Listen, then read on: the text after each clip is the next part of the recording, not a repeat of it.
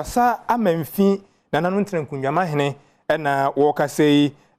otetrete oku amoase chimotoso mienu kyerese sede eniama ekọ obia ka na adwene na adwenkyere obia ka ne ye nemum embebunu titiriu ene Ghana fo nyina fanhye otirim so obia wona asade so ye ma oman no tumpon enti wonka mom na wo ma oman no obia ye de obetumi sede be ye beboa ama Ghana akonenim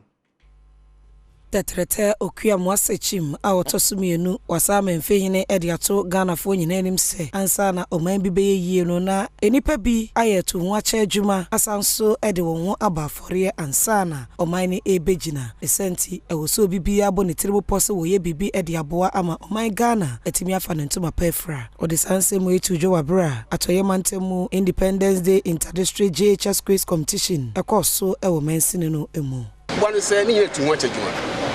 sacrifice because we say obi wan sacrifice am obi ntumi kwani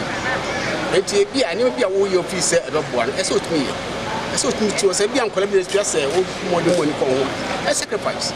tu ho acha adwuma e say na do bia meka say yan Ghana kasa no ye wa sudie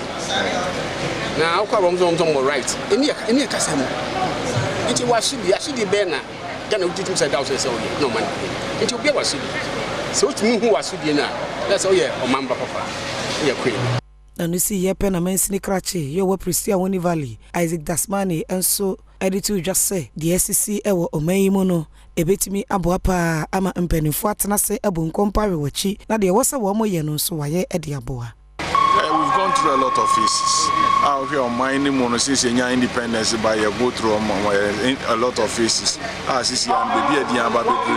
Nano, Yensumu, na Yantutunyama, Yatutunyama, Ghana, a bit to me, I